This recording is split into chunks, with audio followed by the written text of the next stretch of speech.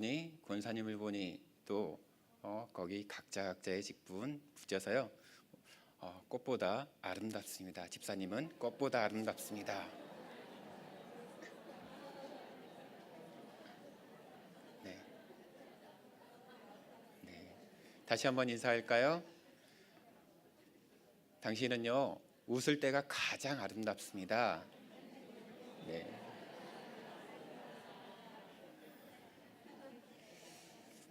네. 활짝 웃게 할 수 있어서 감사한 것 같습니다. 벌써 2018년도도 이제 얼마 남지 않은 그 끝자락에 서 있습니다. 여러분은 올 한 해를 지내오시면서 참 많은 기도의 자리에서 또한 예배의 자리에서 많은 간구를 드렸을 거거든요. 혹시 드린 기도들이 많이 응답이 되셨습니까? 그리고 그 기도 덕분에 살림살이가 좀 나아지셨습니까? 네. 우리는 기도의 응답을 이야기할 때 우리가 경제적인 축복이라든가 어떤 사회적인 지위에 있어서 무언가를 성취했을 때 바로 그때 행복하다라고 표현하기도 합니다.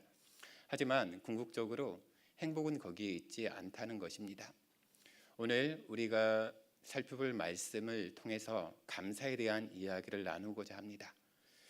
우리는 흔히 감사를 할 때요, 우리가 간구했던 것들이요 이루어졌을 때, 특별히 신앙을 가지고 있는 우리들이 기도하고 있던 그 기도의 제목들이 이루어졌을 때 우리는 먼저 감사합니다. 그리고 그 감사함 때문에 우리가 행복한 그런 신앙생활을 할 수 있는 것이죠. 그렇다고 한다면 여러분들은 어떠한 감사를 올 한 해 드리셨습니까?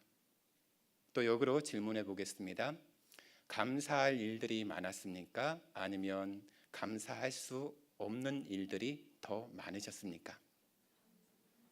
감사할 일들이 많으신 분들은 상당한 내공에 지금 도달해 계신 것 같습니다.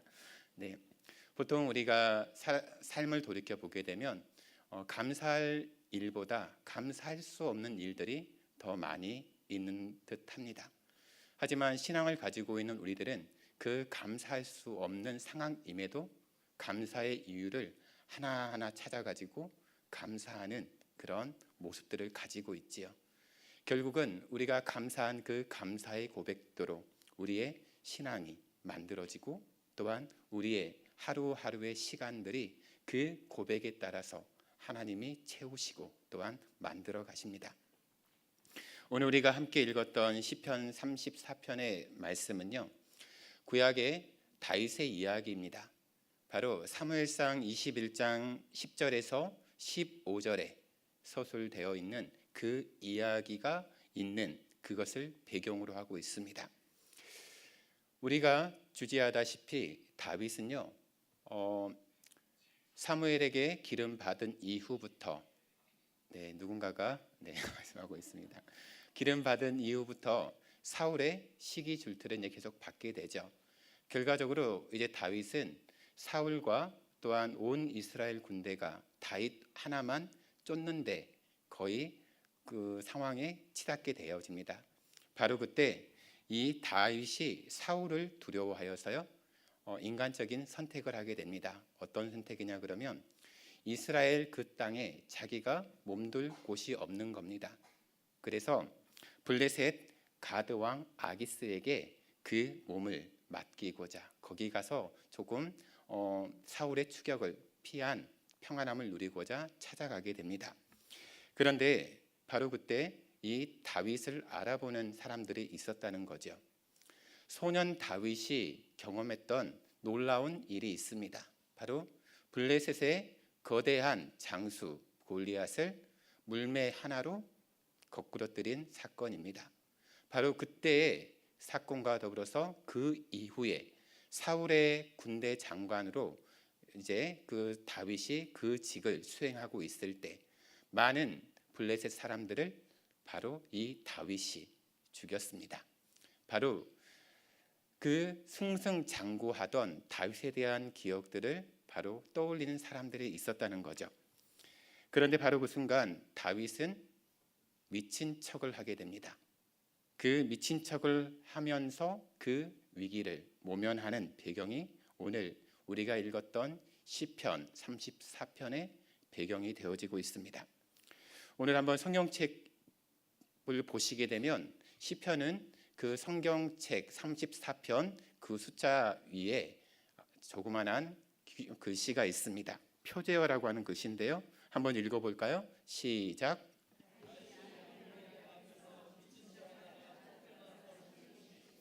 네, 아비멜렉 앞에서 미친 채 하다가 쫓겨났던 시거든요. 그런데 우리가 지금 아비멜렉이라고 이렇게 적혀 있는데요. 사람의 이름은 아니죠. 우리가 이집트의 바로를 가리켜서 바로라 하는 것은 바로 그 이집트의 왕을 가리키는 칭호입니다.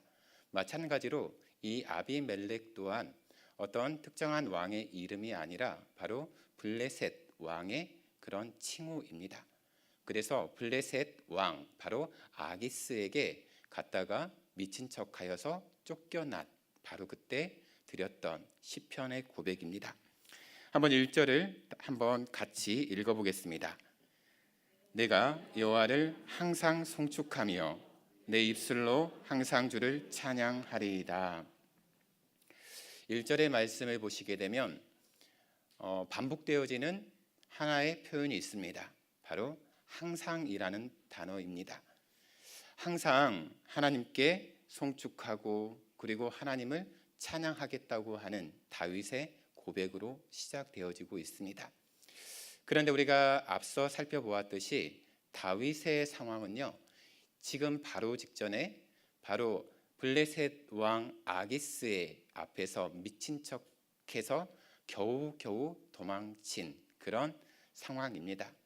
그런데 그 상황 가운데 항상 하나님을 송축할 일이 무엇이었고 그리고 하나님을 항상 찬양할 이유가 무엇이었을까 우리는 질문해 볼 수 있습니다. 다윗은 지금 이 고백을 통해서 하나의 약속처럼 하나님 앞에서의 서약처럼 이 고백을 하고 있거든요. 그런데 다윗이 지금 처한 상황은 위기를 이제 겨우 모면한 직후입니다. 다윗은 사울 왕에게 쫓겨서요 더 이상 이스라엘 땅에 머무를 수 없을 정도로 그런 어려움을 겪게 되었습니다. 그래서 결국은 이스라엘 땅을 벗어나서 사울 왕을 벗어나서 안전하겠다라고 여겨진 바로 이방 땅 블레셋 땅으로 자기 몸을 그리고 자기와 함께하는 공동체를 같이 움직이기 시작합니다. 일종의 정치적인 망명을 시도했던 것이죠. 그런데 다윗이 이 아기스 왕 앞에 섰을 때 아기스 신하 가운데 이 다윗의 실체를 알아보는 신하들이 있었다라는 사실입니다. 사울이 죽인 자는 천천히요 다윗은 만만히로다 그 고백이 나오거든요. 한마디로 지금 이 다윗은 블레셋 우리나라에게 있어서 아주 큰 위험한 적입니다. 한마디로 지금 이 자리에서 처단해야 된다는 것이거든요. 그런데 지금 이러한 상황을 보게 되면 다윗은 꼼짝없이 죽을 운명이었던 거죠. 그런데 그야말로 늑대를 피하려다가 오히려 호랑이를 만난 그런 격이라고도 말할 수 있겠습니다. 근데 다윗에게 갑자기 하나의 기지가 떠오릅니다. 바로 이 상황에서 자기가 살 길은 무엇일까? 그리고 더 넓게는 지금 자기를 믿고 함께 블레셋 땅으로 온 자기의 부하들 그리고 자기와 함께 했던 그 사람들을 위해서 어떻게 하는 것이 좋겠는가? 엄청난 많은 생각들이 다윗의 머릿속을 왔다 갔다 했을 겁니다.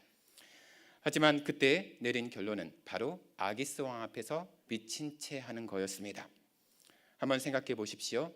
한 공동체의 리더입니다. 적게는 400, 많게는 600이죠. 그 아둘람 공동체 그 식구들, 그 다윗을 따랐던 그 공동체의 리더로서 지금 블레셋 왕 앞에 서 있습니다. 자기를 다 바라보고 있는 것이거든요.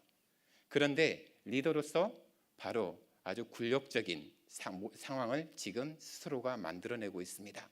바로 미친 척하는 겁니다. 리더가 미친 척까지 해야 하는 그 상황이 얼만큼 다급했는지 우리는 그 마음을 느낄 수 있는 거죠. 내가 이렇게 하지 않으면 나도 위험하고 바로 나와 함께한 모든 이들이 위험해질 수 있기 때문입니다. 그래서 인간적인 기지로 바로 미친 척을 해서 아기스와 또한 자기를 경계하는 아기스의 신하들의 그런 경계심을 누그러뜨릴 필요가 있었던 것입니다. 결론적으로 말하면 다윗은 그 상황 가운데, 그 위기 가운데 바로 구원을 받게 됩니다. 한마디로 바로 아기스가 이 다윗을 쫓아내는 겁니다. 바로 그런 상황에서 지금 이 다윗이 하나님을 송축하고 찬양하겠다고 고백하는데 그것도 항상 늘 지금 이렇게 송축하고 하나님을 찬양하겠습니다라고 고백하고 있는 겁니다. 어떻게 보면 다윗이 처한 상황은요, 하나님을 향해서 도무지 감사할 수 있는 상황은 아닙니다. 오히려 자신으로 하여금 그런 시련을 겪게 하시는 하나님이 원망스럽지 않겠습니까? 자기가 왕이 되고 싶었던 것도 아니고, 그리고 자기는 그냥 들에서 양 몇 마리 그렇게 지키는 목동으로서의 삶을 살아가는 그런 사람이었는데 어느 날 사무엘 선지자가 와서 자기에게 기름을 붓습니다. 그리고 하나님께서 이스라엘 왕으로 세울 것을 말씀해 줍니다. 이제 그 이후부터 다윗에게 이제 하나님의 그런 시간표 안으로 들어오게 되는 사건이 이루어지는데요. 그런데 그 과정이요, 축복으로 여기는 상황보다도 오히려 하나님께 원망해야 될 상황들이 더 많이 있었다라는 겁니다. 어떻게 보면 다윗의 입장에서 매번 사울에게 쫓겨야 되고 죽을 이 길을 넘겨야 되고 심지어 지금은 이방 나라의 왕 앞에서 그리고 자기 부하들이 보는 앞에서 미친 척까지 해가며 살아야 하는 그 모멸감을 지금 느껴야 할 정도로 지금 참담한 상황입니다. 바로 그 상황에서 하나님을 원망하거나 또한 불평이 나와야지 기본적인 우리의 인간의 모습이 아니겠습니까? 사무엘을 통해서 이스라엘 왕으로 삼으시겠다는 하나님의 약속은 아직까지 강감무소식입니다. 이루어질 기미도 보이지 않습니다. 오히려 생명이 경각에 놓일 정도의 그런 다급함만 자기에게 찾아오고 있습니다. 오히려 상황은 갈수록 악화되어 가고 있다는 사실입니다. 왕이 되는 것은 고사하고 지금 목숨을 잃을 정도의 그런 다급한 상황을 걱정해야 되는 처지였다는 것입니다. 그것도 겨우 자기가 생각해낸 그 기지로 바로 목숨을 건지는 구차한 그런 삶을 살아가고 있는 모양새를 지금 보이고 있습니다. 만일 여러분이라면 이렇게 미친 척해 가면서 이렇게 살아났다. 바로 그 살아난 직후에 하나님 감사합니다. 하나님 항상 제가 하나님을 송축하겠습니다. 하나님을 항상 찬양하겠습니다. 이 고백이 쉽게 나오겠습니까? 안 나오시겠죠. 네, 인간적인 시각으로 보게 되면 도무지 불가능한 일입니다. 그런데 다윗은 그렇게 했다는 거거든요. 인간적으로 보면 도무지 감사할 수 없는 상황에서도 다윗은요, 거기에서 감사할 조건을, 그 이유를 찾았습니다. 어떤 걸 찾았을까요? 아기스 왕 앞에서 침을 질질 흘려가면서 미친 척을 하면서 모멸감을 받을 정도의 그 처절한 상황을 지금 막 벗어났는데 그때 어떤 감사의 이유를 찾았을까요? 여러분이 다윗이라면 어떤 감사의 이유가 그 안에 담겨져 있겠습니까? 모든 상황, 모든 사람의 마음은요, 하나님이 주관하십니다. 각 사람이 각자의 생각을 가지고 있고 또한 그때그때의 상황은 다르지만 그 모든 것을 이끄시고 여시고 또한 주관하시는 분은 하나님이십니다. 만약에 하나님께서 다윗이 개인적인 기지로 미친 척을 했다 하더라도 아기스 왕이 믿지 않았으면 어떻게 될까요? 그리고 그 상황 가운데도 불구하고 아기스의 신하들이 강경하게 나왔으면 어떻게 될까요? 바로 그때 바로 다윗은 감사의 이유를 거기서 찾았습니다. 하나님, 저의 부족한 그 기지였는데 그걸 아기스 왕이 믿고 속아 넘어갔네요.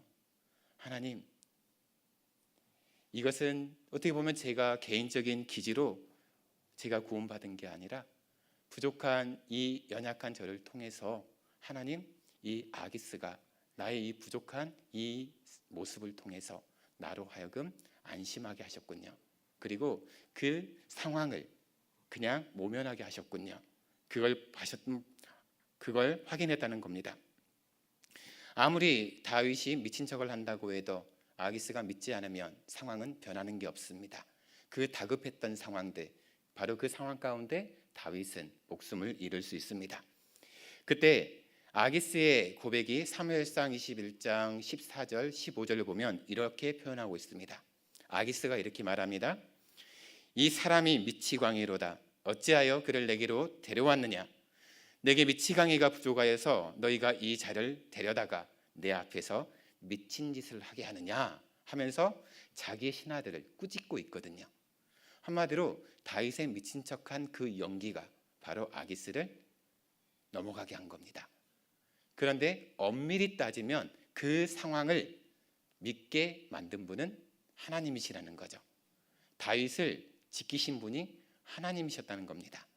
다윗은 인간적인 그런 기지로 그 작은 속임수를 썼지만 바로 그 작은 속임수도 하나님이 들어서 사용하셨다는 겁니다. 바로 그것을 다윗은 도무지 감사할 수 없는 그 상황 가운데 하나님께 감사할 이유로 지금 발견하고, 하나님, 제가 이 사실을 제가 깨달았습니다. 하나님 감사합니다. 하나님, 제가 항상 하나님을 송축합니다. 하나님을 항상 찬양합니다. 라고 고백하고 나가고 있는 것입니다.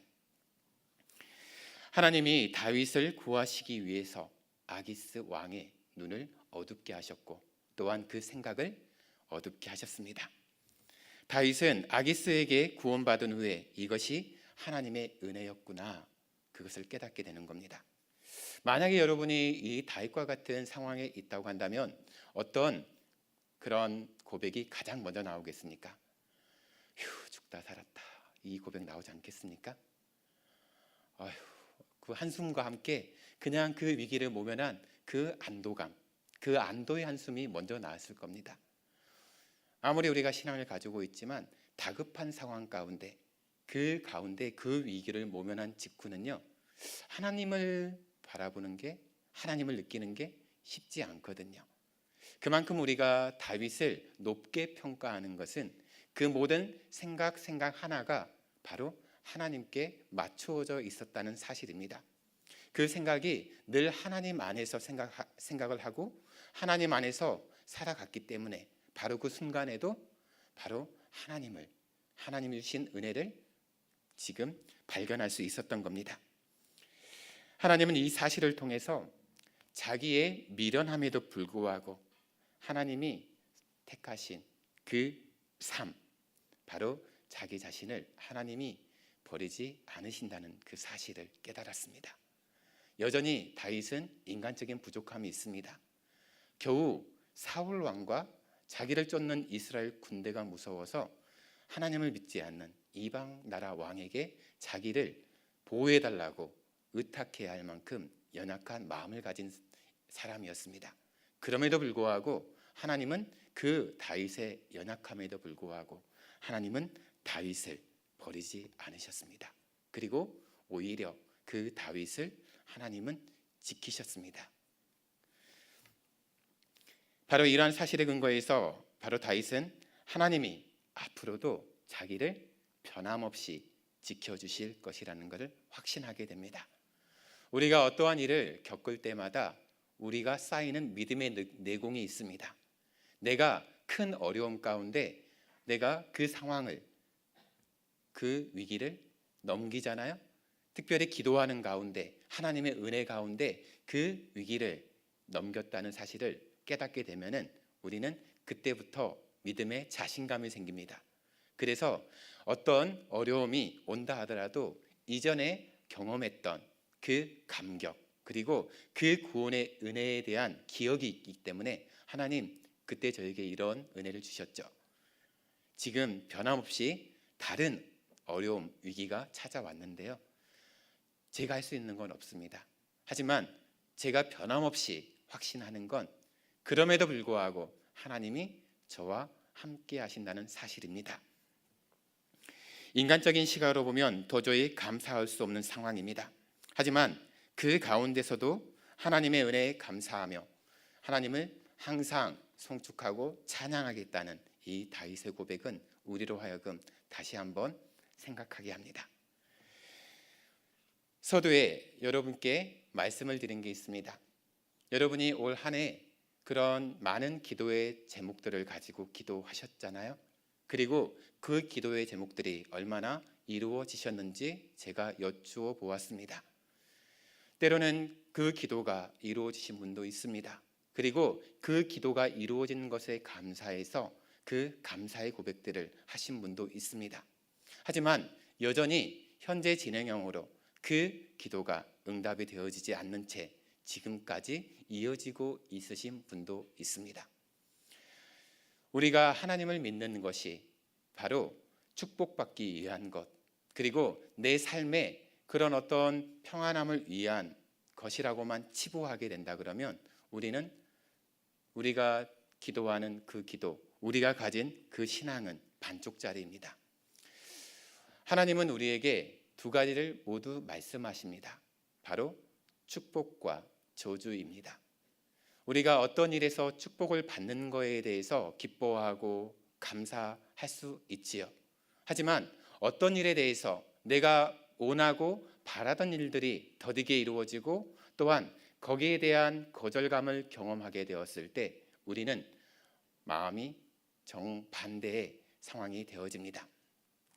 하지만 그 상황 가운데서 우리가 감사할 수 있는 것, 내 기도가 여전히 응답이 되어지지 않았고 또한 내게 여전히 찾아온 어려움은 현재 진행형처럼 지금 되어져 가고 있습니다.